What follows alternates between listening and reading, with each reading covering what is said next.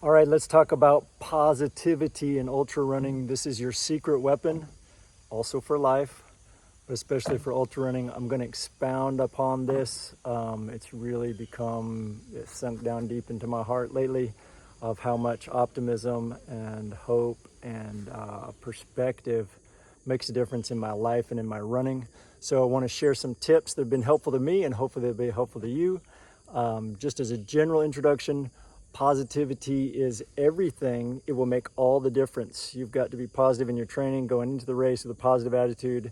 I want to be way up here so that when the bonk happens, I can still find some of that optimism, stay above water. In any race and throughout life, for me, you're either above water or below water. When you're below water, you're just drowning and you're struggling and you're thinking of yourself and you got problems and, oh, woe is me, woe is me. You're death marching or you're curled up in a ball at an aid station. And when you're above water, you've still got a sense of humor. You can see the good in things. You're hopeful. You know that this isn't the end. You know that things are going to change. And you worry about just taking the next step and not about the next 25 miles. So that's kind of a big picture. It just makes a huge difference. And the other thing I'll say just in general is you have the power. This is your superpower because you can control it way more than you think. You can't change the blister, you can't change the mileage, you can't change the darkness, you can't change the rain or the temperature. All those things that you just have to accept, you can choose how you react to them and you can choose how you feel about them. You can choose to see the good in all of those things and find something good and be positive and think of those positive things to get you through. So I'm going to give you a lot of hints here about mantras and other things that are hopefully be helpful to you. Here we go. So the number one thing I'll say about optimism is it's a choice. Okay, you choose. You always have that choice. You know about Viktor Frankl. He went through the Holocaust and he wrote a book called Man's Search for Meaning. And that whole book is about the power to react and to think about things the way you choose. They took everything from him, took his shaved his head, took his book from him that meant everything, took his family, took his free will. They forced him to work in the labor camps and didn't feed him and all these things, horrific things that you know about from World War II. He was walking to the rock mines to hack away at the rock again, and he saw a sunrise and he thought, they can take everything from me, but they can't take this away from me. I can appreciate that sunrise and be happy. Wow, if he can do it, you can do it. At any point in this race of life, in this ultra, you have the choice. You have the power to find something positive, to reach deep. Even in that darkest pain cave, at the bottom of that pain cave, you have the power to find something positive. Hey, my family loves me. My wife's cheering for me. There's going to be my favorite watermelon at this next aid station. Whatever. You have the power to choose positivity and it will make a huge difference. Now, having that choice now, sometimes it takes effort. You got to really push and push and push to keep having those positive thoughts. You can flip the switch in your brain and you can turn things positive, not in a Pollyanna way, but in a real way. You can find positive within those negatives, and it takes effort. Sometimes you have to do it over and over and over and over until it becomes a habit, and that's what we're going for. Keep choosing optimism, choose positivity over and over and over and over and over in the good times and the bad times and the in-between times, and then it will become a habit. It'll be your natural pathway through your brain as your brain establishes those neuron paths through those dendrites and axon endings through your brain. It loves to follow those paths just like water following a stream. So if you're always thinking negative, it's going to find the negative everywhere. If you continually push the positive and steer your brain in that direction, you're going to find good things. You can't control every thought, right? We have lots of negative thoughts, but you can control how you react to that thought, and you can steer your thoughts in a positive direction, and it will make a big difference. Tip number 2 is listen to yourself less and talk to yourself more. Most of us, our natural thinking pattern gets more and more negative through a race. And when things get hard and we just start thinking, oh, I'm a loser, you know, Brandon, you stink at this, you can't even walk, and how could you be so lame? And just all these cascade of negativity. But you don't have to listen to it. Every thought you have is not inspired. Sometimes you just have random thoughts. Sometimes you have very negative thoughts. you can fight those thoughts. You can change, you can flip the switch. It's totally up to you. And to counter that negative voice, I like to overwhelm it with positive thoughts and kind of intentional thoughts. So I just say, hey, Brandon, you're meant to be here. Brandon, you're doing great. Brandon, I'm so proud of you for making this far. Brandon, I can't believe you're going to finish this race. It's incredible. Practice self-compassion. Tell yourself that you love yourself, that you're proud of yourself. Makes a huge difference. For the past, 10 years, I've been hard on myself and just beating myself up. You're not good enough and your job doesn't do this and you can't make enough money and you're not providing for your family and you're not a great runner, and it just goes and goes and goes and goes. And even when you know those things aren't true, you're still listening. You're still giving yourself that message, and it's still having an effect on you. And when you can flip the switch and be compassionate for yourself and be easy on yourself. Imagine if you have this problem and you went to your friend and said, hey, I'm having this problem. Your friend wouldn't say, well, that's because you're a stupid idiot and you're probably going to fall apart and your life is over, right? But you give yourself that kind of feedback sometimes. Instead, try to have the compassion that your friend would have. What would your friend say? Your friend would say, Brandon, you're doing great, man. This is a blip, but you can get through this. You're an incredible person and you have the power and I'm proud of you. That's the message you need to give yourself more, especially in those dark times and at mile 75, at the bonks, etc. Tip number 3 is mantras. I think mantras are very important. I use them all the time, especially when things get tough. I'll share a couple of mine, but you need to have your own mantras that you can say to yourself over and over. When things get tough, you just focus on that. It helps you focus on your stride. I always do it to the beat of the stride, and it makes a big difference for me. I'll give you an example. One of my favorites is just long, strong, and steady. I say long, strong, steady.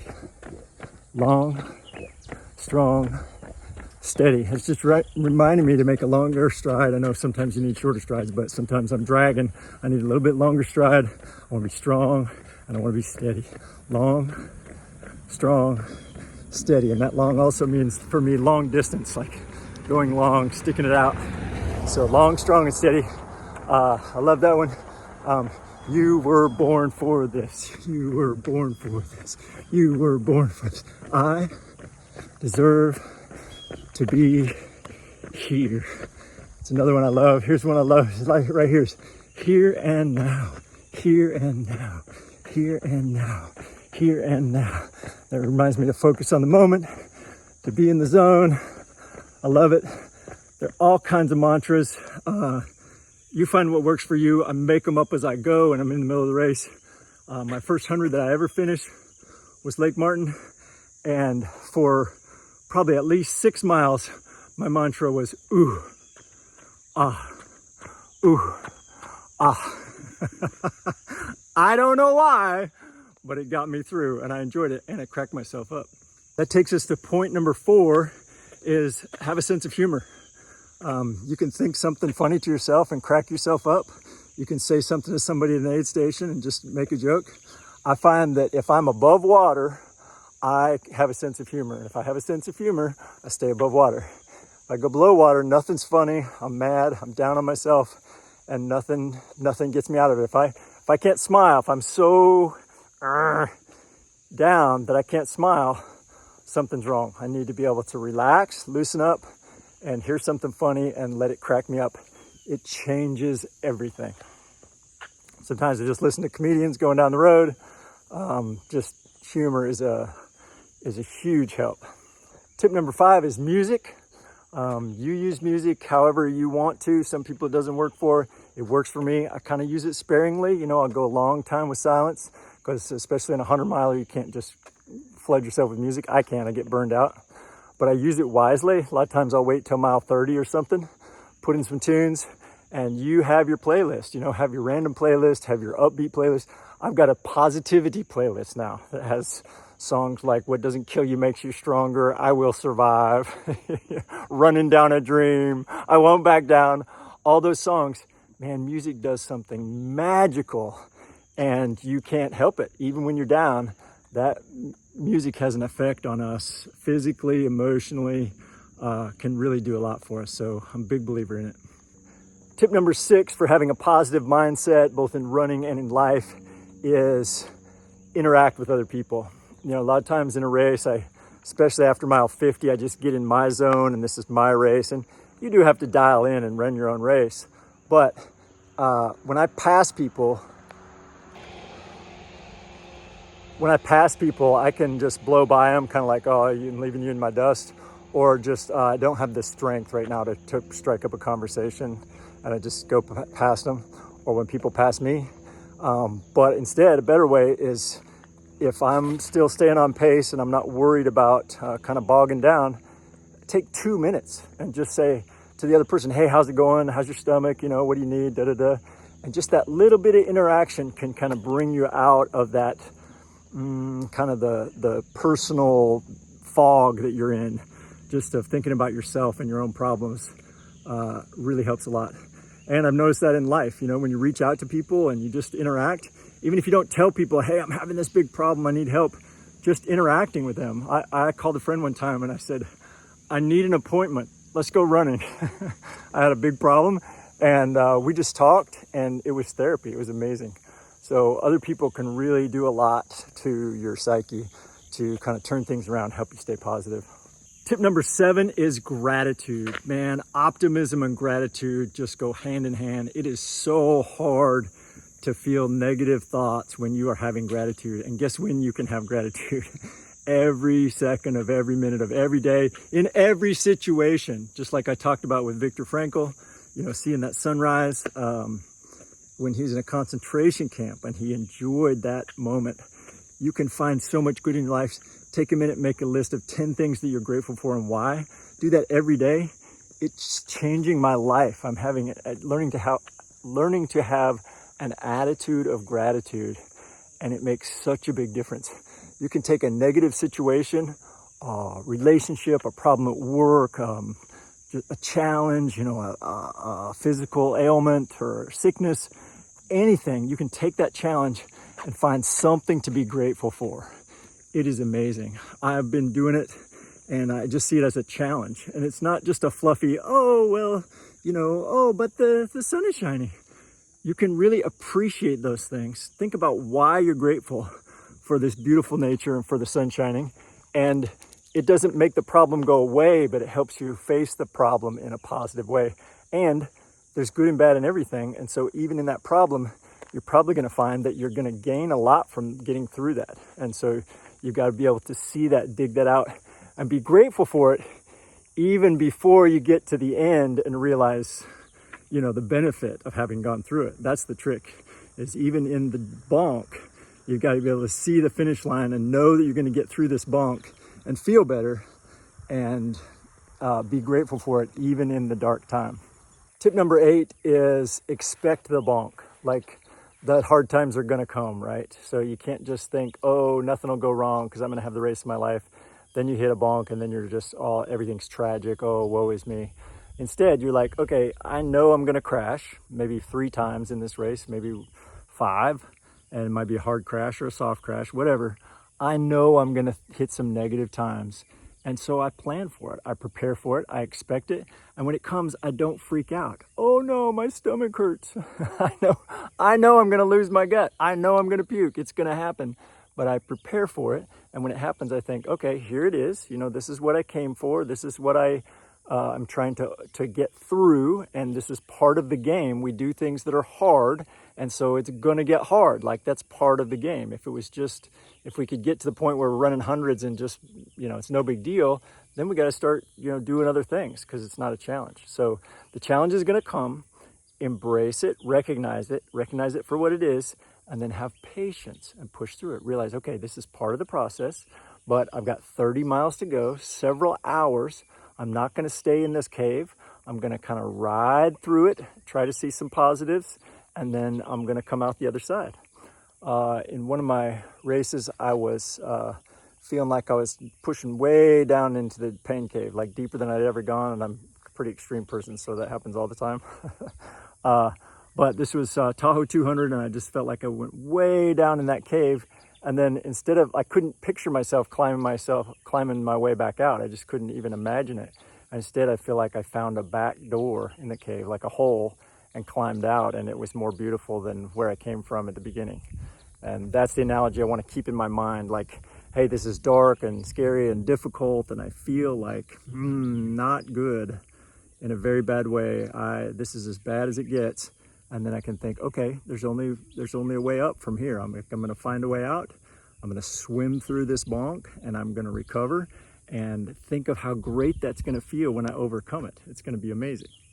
Tip number 9 is focus on the moment. Forget about the rest of the race. Forget about the rest of the mileage. I know I talk about this a lot, but it's so important.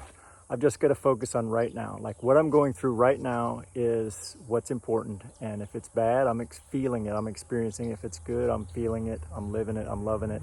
But I've got to be in the moment. It's hard to be optimistic when you're thinking about 30 miles to go, or another 7 hours, or the sun's not going to come up for 3 more hours. All those things are kind of forward tripping, and they're catastrophizing. You're just thinking of kind of worst case scenario and why, woe is me.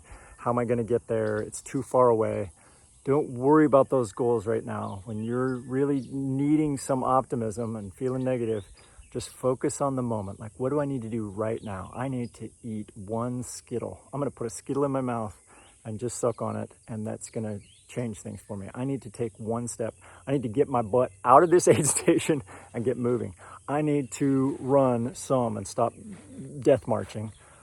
Just whatever it is, just focus on the moment. Let me just get through this next step, and then I can deal with the next step.